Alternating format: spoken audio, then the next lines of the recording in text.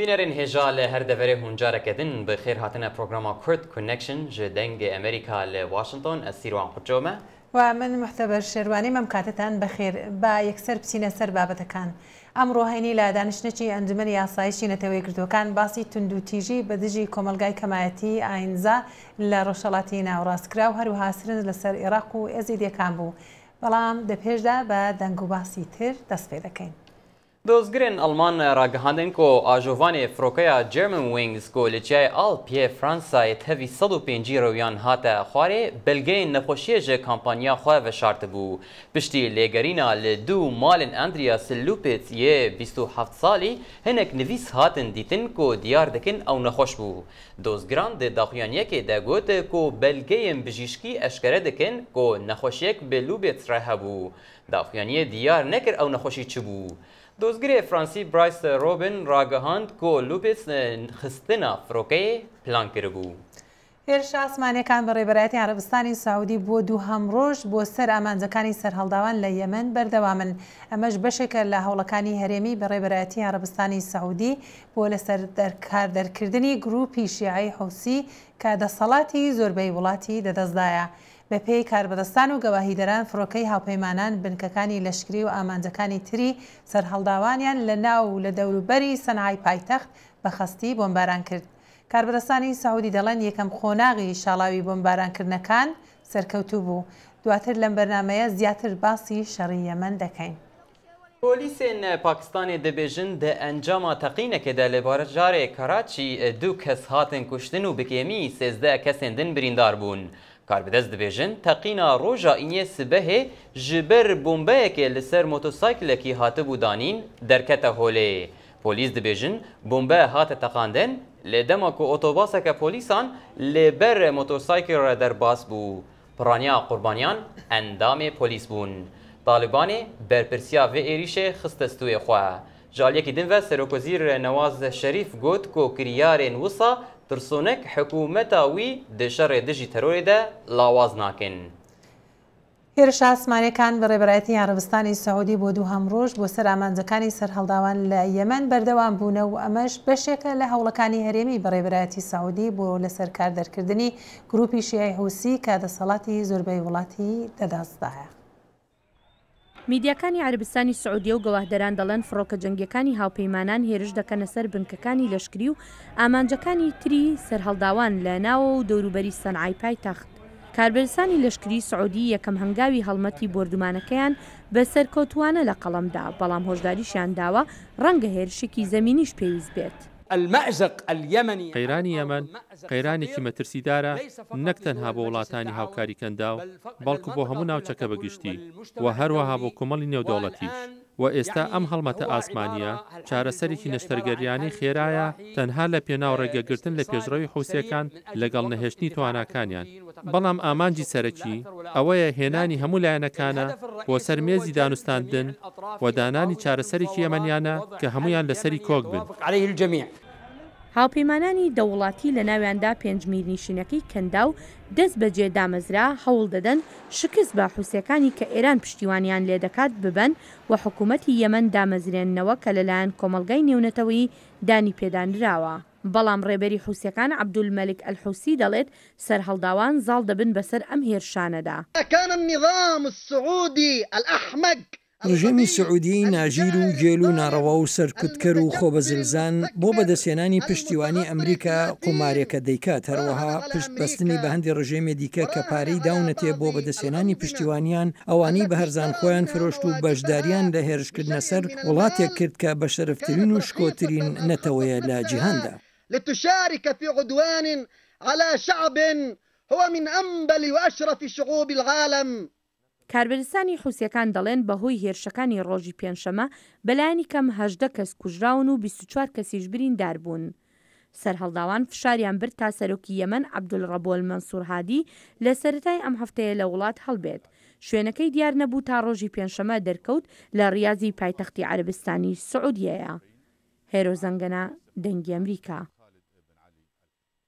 لەوێ دەما و هێزên Iraqê dest bi êrişekê li bajarê Tikrî tê kirin, firokên şeriyên Amerîkî tev lî şerê dijî milîtanên Dewleta Îslamî Daeş bûn. Şirovekar dibêjin of operasyon hêzên koalîsyonê gaveke din nêzîkî bajarê Musilê dikin. Ev raport berê xwe dide operasyona Tikrî tê. فروکن جنگیان امریکا تفلی شر دجی چکدارن دولت اسلامی لباکور عراق بون لدمه هزن پیاین عراقی هرشن برفره بسر باجر تکرید دکن. شارزاین سیاسی دبیجن اف هرشه پیشرویه که دیه برو کنترول کرنا باجر موصل او هرج سالابوری کفتی دست چکدارن داعش دا. لهمان دم دا هندک شروع و کار دبیجن اف شره و گرجیا تیرهی لحرمه کیرتر بکرد. کار به دستان را گهان هرشن آسمانیان هف پیمانان و ین عراقیان دیگر هرشن برفره ید لشکر عراق و خویا دکت لاپرا دماهی بد یان دست بیکا دماهی کاتنا شر عراق بد بو آزاد کردن باجر و باجر کان جه دست دولت اسلامی. الحقيقة نفذ الضربات جمارك مزن جي إيريشن عزماني هاتن كرن و باندورا وان گلكي باش بو او با آواکی راست چونه سر گروپین تروریستان وان دوه دست پیکرو ایروژی تاوی گاوه هین بردوامن. وزیر بروانی عراق چاوره یا سرکفتن ادکت لی او نش دیار بکتن که چندم پیدویه. اگر لشکر عراق دست بسر باجر تکریت و دوروبری و گرتن نقشه هنه برو باجر موصل و بچن. ویدیو کا پروپاگاندا اول سر یوتیوب ل دسپیکا و سال هاتی وشاندن و تدا بارمته بریتانی جان کانتلی گریانه که دنا باجر موصل دکت و به باجر کی گرموگر لجر د صلات دولت اسلامی دناسیند. او وکی کو مدیا روجوایی نشان داده نه باجر کی نابترسه ده. او باجر کی نرماله کوشیان آسایی له بردوام دکت. چکدارین داعش ویدیو کادیج لسر انترنت وشاندن لاینه که دیه پر بترس لجیر ده صلات دولت اسلامی دیار دکت وکو کردارین رجمه و سرجه کرنه او دینه انجام دان.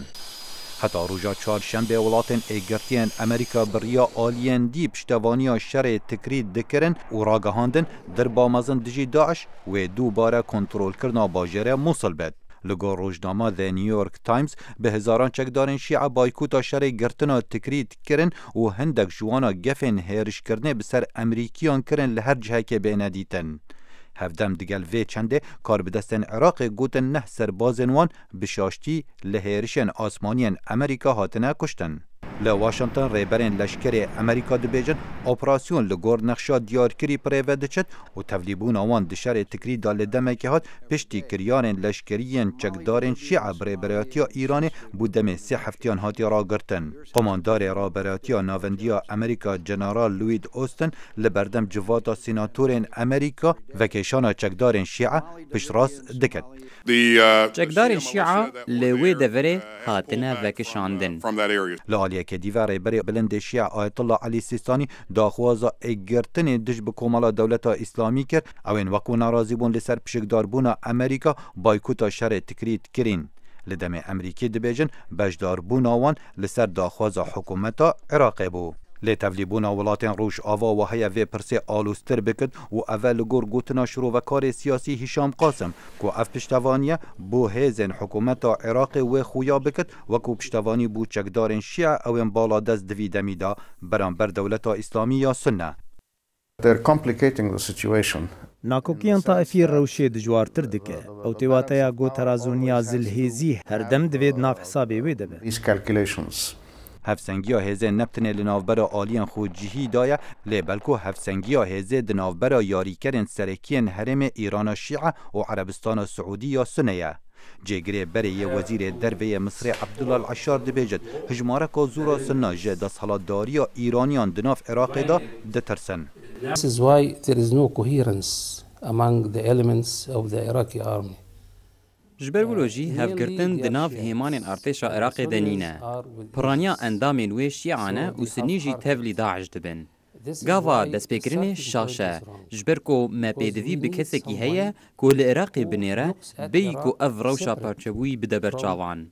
The factional situation in Iraq. لشکر عراق بزاوا دکت بو ورواندنا وان مترسیان بر ریا تفلی کرنا هیزن سنه و شیعه لدم شر برسینگرتنا چکدارن دولت اسلامی لعراق بردوامی هیا. خالد فتاح، دنگ امریکا. و ئەمڕۆ هێنی ئەنجومەنی ئاسایشتی نەتەوەی گرتوەکان دانیشتنێکی تایبەتی سازدا لەسەر توندوتیژی بە دژی کەمایەتی ئاینی لە ڕۆژهەڵاتی ناوەڕاست کراوە لەلایەن گروپە تونڕەوەکانەوە.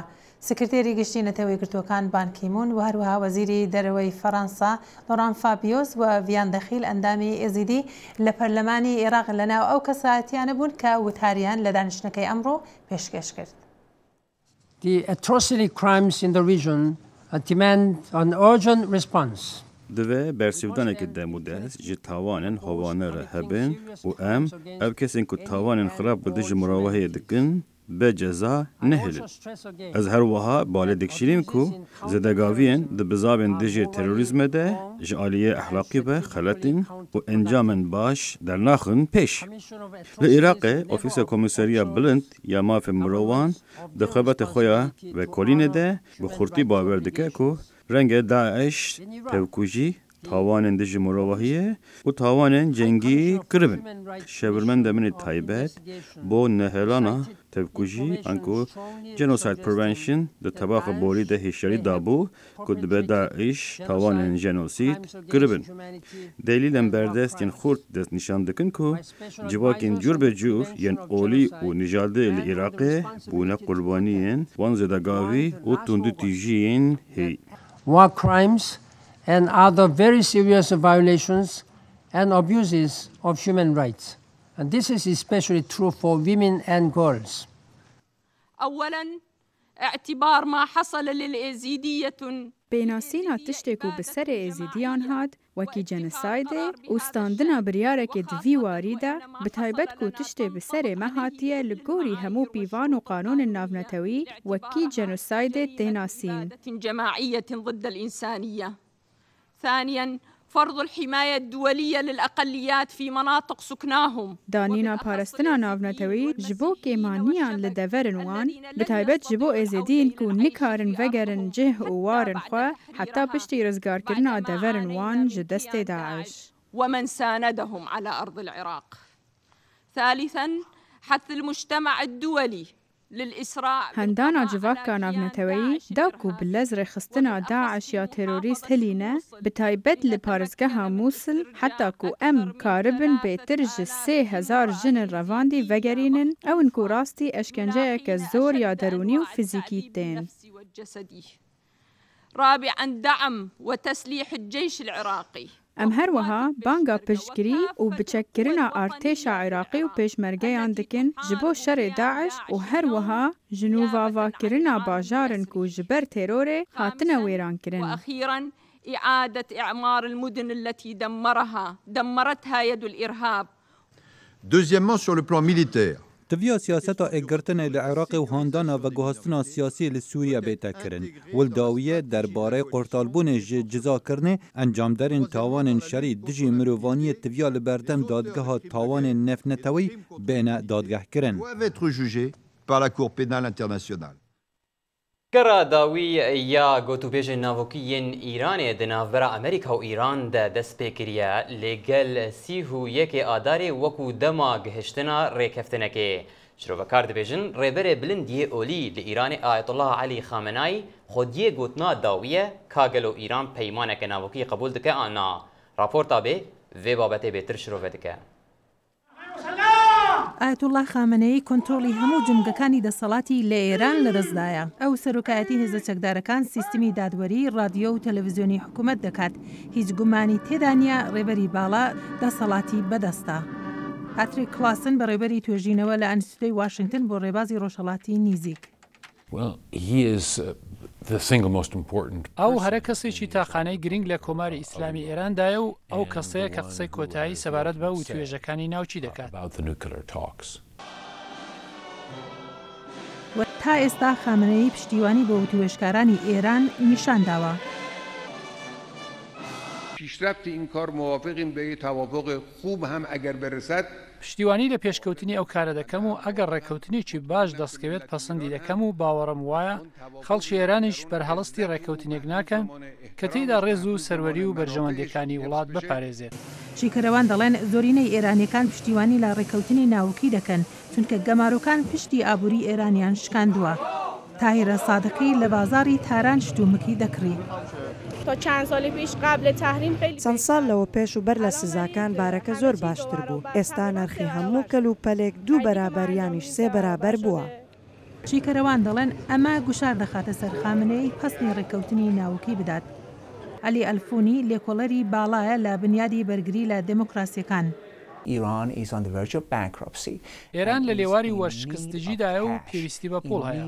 پێویستیەتی گەمارەکانی لەسەر سوود بکرێت و ئەوەش دروست جۆرە گەمارۆیەکن کە خامنەیی وەک بەشێک لە مامەڵەی ناوچی لەگەڵ ئەمریکا وەدەستی دێنێت. شارەزایان دەڵێن کاتی خۆی خامنەیی لە هەڵوێستێکی لاوازەوە کرا بە ڕێبەری باڵا وە بە درێژایی ساڵان پەیوەندی نزیکی لەگەڵ سوپای پاسداران دروست کرد. خامنەی ئێستا زیاتر ڕێبەری پاسدارانی شۆڕش هاتە مەلایەکی ناسراو. دەسەڵاتی سروشتی ئەو لە پاسدارانی شۆڕشەوە سەرچاوە دەگرێت نەک لە مەلاکان. جیکەرەوان لەو باوەڕدان ئەندامانی سوپای پاسداران هەوڵی ڕژدیان داوە بۆ وەدەستێنانی چەکی ناوکی. هەرچەندە حکوومەت سوورە لەسەرەوە پرۆگرامەکەی بۆ مەبەستی ئاشتی خوازانەیە. خامنەیی دەڵێت پێویستە ئێران نەرمی قارمانانە بنوێنیت.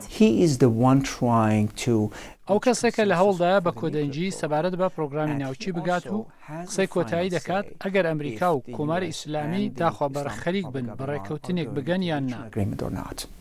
هەروەها پێشبینی لەسەر تەندروستی خامنەیی کراوە. لە پاش نەشتەرگەری درەنگانی مانجی نۆی ڕابردوو دەستگاکانی ڕاگەاندنی حکوومەت بە دەگمە نوێنەکانی ئایەتوڵا خامنەییان لە نەخۆشخانە نیشاندا. و بەم دوایانە مەجلسی خبرگان کە لە کۆمەڵێک مەلا بەرپرسی هەڵبژارنی ڕێبەری باڵان سەرۆکێکی نوێیان بۆ ڕێکخراوەکەیان هەڵبژار کە مەلای کۆنەپارێز محەممەد یەزدی 83 ساڵانە لەسەر سەرکۆماری پێشوو ڕەفسەنجانی هەڵبژێردرا. کەس لە جێگای خامنەیی دەستنیشان نەکراوە و بەر لە هەڵبژاردنیشی شیکەرەوان چاوەڕێی کێشەی دەسەڵات دەکەن. دووبارە بەخێر بێنەوە بینەرانی کورد کۆنێکشن. سەرەڕای شەڕ و وێرانی لە شاری کۆبانی خەڵکی هەرچۆنێک بێت شایی و ئاهەنگی نەورۆزیان ئەمساڵ جێڕا. ڕۆژنامەوان مەحموود باڵی لە کۆبانێەوە ئەم دڵخۆشیەی لەگەڵ ئێمە بەش کردووە. نەورۆزە ئیساڵ لە کۆبانیە نەوەکیا ساڵێن بوری بوو. پڕانیا خەلکێن باژێر لە سەرخەتێ و دەڤەرێن دن بوونە پەنابەر و تەنێ ژمارەکە بچووک جوان ڤەگەریانە باژارێن خۆ یێ وێران بووی. لێوێرانی و پەنابەریە ڕێ لەبەر ڤیانە خەلکێ باژێر نەگرت کۆ نەورۆزە خۆ بەجۆش و هەیەجان پیرۆز بکەن. لە کۆبانیا ڕزگارکردی خەلکێ ji jora girê miştenûrê agrê Newrozê dadan û dîlan gerandin. Bi pîrozkirina cejna Newrozê rûniştivanên Kobaniyê dixwazin ji cîhanê re bidin xuyakirin ku gel hîn li wir dijî û ew ê jiyana wan piştî rizgarîkirina bajêr û qewrandina teroristên Daeş vegere wek berê. Eserî da Newroza 2015 li rêber Apo li girtiyê hebs û zindanan li YPK û YPJ xwedî nirxê pîroz li xelkê Kurd tevayî li Kurd û Kurdistanê pîroz dikin pîroz dikin pîroz. Hezir bi gelê şoreşgerê Kurd pîroz dikim bijî azadî bijî gelê Kurd.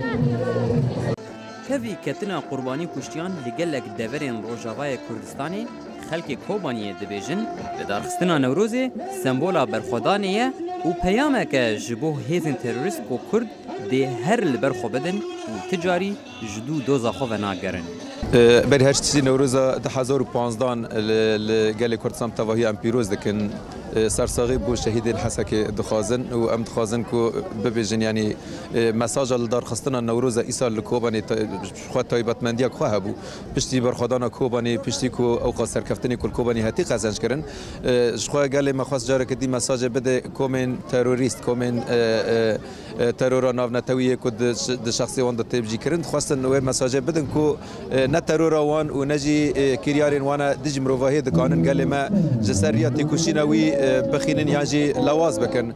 Bo vêya wî jî her çendî ew teqînên xwe pêk bînin her çendî ew gefan bixon ku wê teqînan pêk bînin ne gelê me îsrara xwe ji bo dewamkirina têkoşîna xwe daha xortir û xortir dibe û zêdetir dibe. Bo vê yekê piştî serkeftinê li Kobanê li darxistina Newrozeke wek vê Newrozê li bajarê Kobanê bi serê xwe serkeftineke.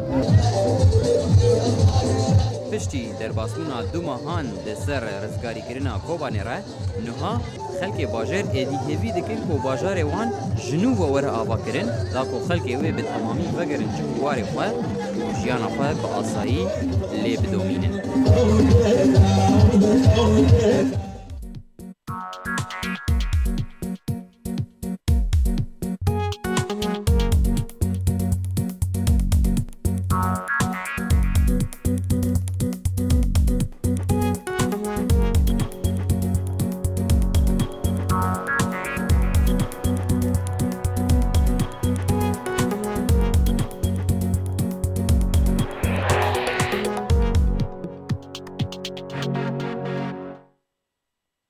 کۆمەکە دەرهێنەرên خوندەکارiyên فیلمان ji سەرانسەری ئەمریکا vê mehê tevlî serok Barack Obama li Koçka Spî dibin ji bo festîvala salane ya filmên xwendekaran li Koçka Spî. Jimareke film hatine hilbijartin û li festîvalê tên nîşandan.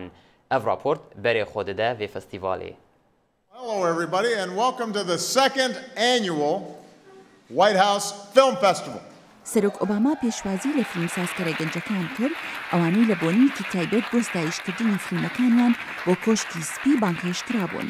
سەرۆک بە هاوڵی ئەستێرە ناودارەکانی سینەمایی بوو ئەوانی دەستخۆشیان لەو خوێندکارانە کرد بۆ ئەو دەستکەوتە لە ئەندازە بەدەرەیان. یەکجار زۆر مایە شانازیمە لەگەڵ ئێوە هەمووتان بەشدارم لە ڕێزگرتن لە کاری زۆر چاچی هوەری ئەم گەنجە فیلمسازکەرانە. ئەو پازدە فلیمەی فستیڤالەکەی کۆشکی سپی نیشاندران بابەتێکی هاوبەشیان هەبوو ئەویش دەرئەنجامی دانەوەی چاکە. As a 6-year-old, I've seen with my own eyes. Last spring, I had the idea to dress up like a superhero and help the homeless. لە فیلمی ئێوە بە من دەست پێ دەکەن. خوێندکارانی پۆلی دوو لە قوتابخانەیەک لە بۆڵدەر لە وەلایەتی کۆلۆرادۆ باس لەوە دەکەن کە چی دەکەن تا جیهان ببێتە شوێنێکی باشتر. سادی منەندەست 8 ساڵ تەمەن دەڵێت پرۆژەکە لە بنەڕەتە لە گۆرانیەکی سەرەکی نێو فلیمەکەەوە وەرگیراوە. ئێمە گۆرانیەکەمان دروست کرد کە لە بنسینەدا ئەم گۆرانیە بوو. دوایی لە فستیڤالی فیلمی کۆشکی سپی ئاگدار بووینەوە گۆرانیەکەمان کرد بە فیلم و بردمانەوە. فلیمی چامس بەواتای کەلتوری یارمەتیدان و بەدەستهێنانی سەرکەوتنی پۆزەتیفانە لەلایەن بەشداربووانی پرۆگرامی چاودێری چامس لە قوتابخانەیەکی دوانەوەندی لە بەشی باشووری شیکاغۆ لە ویلایەتی ئیلینۆی سازکراوە. ئێمە 100 کوڕی گەنجمان لە پرۆگرامی یارمەتیکردن و پێکێنانی پێشکەوتنی باشی باری کولتوری هەیە و ئامانجی یەکەم خستنە ڕووی پەیامی باش بۆ جیهانە. ڤۆندێل سنگلتن دامەزرێنەری پرۆگرامەکەیە. کەوابێت ئێوە سەبارەت بە توندوتیژی سەبارەت بە توندوتیژی چەک و شەوانی بەبێخەوی دەستەکانی تاوانکاری دەبیسن بەڵام ئەو کوڕە گەنجانە بە جیهانیان سەلماندووە کە ئەوان دەبنە ڕێبەرانی داهاتوو. ئارچر هادلی خاوەن پێداویستی تایبەتە زۆر بە سەختی دەرگاکانی قوتابخانەکەی لە ئۆستن تەکساس بۆ دەکرایەوە ئەو ناڕەحەتیەی بۆ مایی ئەوەی هەڵمەتێک بۆ پارەکۆکردنەوە دەست پێ بکات تا قوتابخانەکەی بتوانن دەرگای ئۆتۆماتیکی دابنێن. لە نێو بارانەدا گیرم کردبوو ئەوە بوو بە هاندەرێکی پرۆژەکەم. پێویستم بە $40,000 بوو بەڵام زیاتر لە $87,000 کۆ کردەوە. هاوڕێکانی هادلی لە پۆلەکەیدا ئەم فلیمەیان دەربارەی دەستکەوتەکەی ساز کردووە. بن ڕوت قوتابی دواناوەندی فلیمەکەی دەرهێناوە سەرپەرشتی و چاکی کردووە. ئارچر هاردلی هەر کارێکی سەرسامهێنەری ئەنجامدا ئەو $87,000 کۆ کردەوە بۆ ئەوەی قوتابخانەی ئێمە بگۆڕێت و وا دەکات فیلم لە بەسەرهاتی ئاوە ساز بکات. پێویستە داستانەکان لە ڕێگای فیلمەوە بەیان بکرێن. کاری فیلمی شەرەوەیە داستانێک بەیان بکەیت. Social justice is the idea that every person گێڕانەوەی چیرۆکێکی باش خەڵقی هاندەدات بۆ هێنانەدی گۆڕانکاری لە کۆمەڵگاکان هەروەک ئەم گەنجە لێ هاتوانە کاریگەری خۆیان هەبووە. شایان پاشا دەنی ئەمریکا. و ئەستێرەی هالیوود و فیلمساز ئەنجلینا جۆلی هێلکەدان و لولەی فاڵۆپی هەڵگرتوون بۆ کەمکردنەوەی شانسی توشبوونی بە شێرپەنجە. دکتۆران دەڵێن بەم شێوەی باسی ئەم بڕیارەی جوڵی کرا وشیاری گشتی لەسەر گرنگی دەرمان و عیلاجی پێشبەخت زیاتر دەبێت.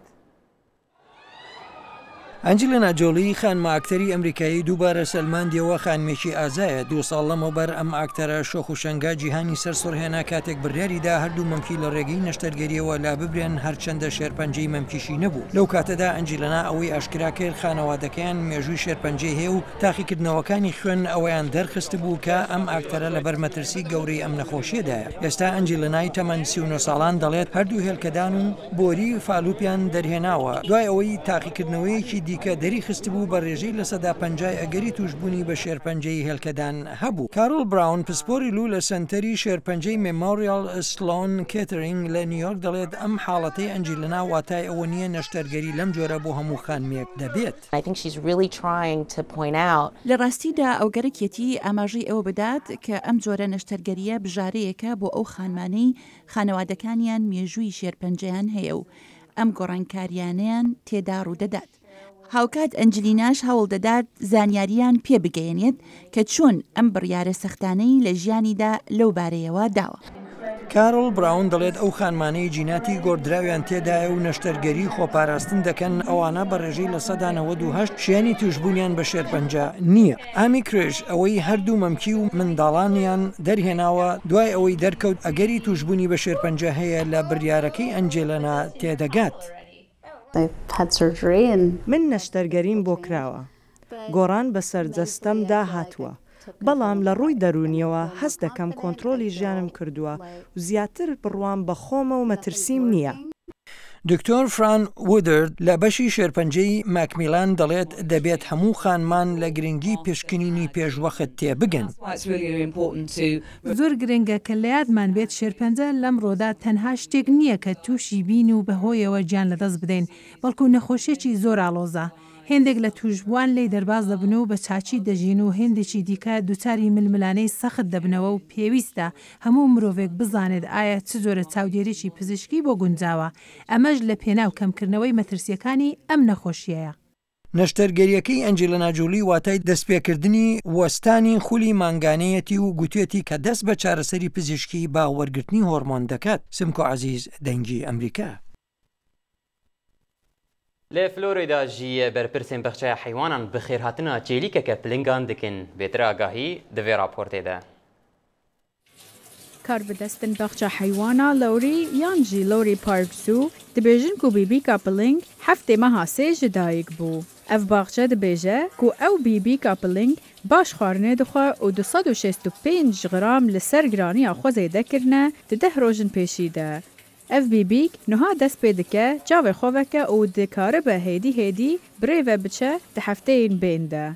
Karkerên baxçê bi destê xwe di vê xwarinê bidine heya temenê wê bibe 3 meh. Ev bîbîk yek ji 87 pilingan e yê bi vî rengî li Bakurê Amerîka ji dayîk dibin. Pilinga bi vî rengî yan jî pilinga belek tenê tên dîtin li Asya di cihên gelek daristan û baran lê tên wekû Endonîsya û Himalayas yên Nepalî. Gelek pêzanîn li ser jimara van pilinga tune ji ber ku ew gelek tên kuştin metirsî heye ku ew di cîhanê da nemînin. Ravindowski, Dengê Amerîka.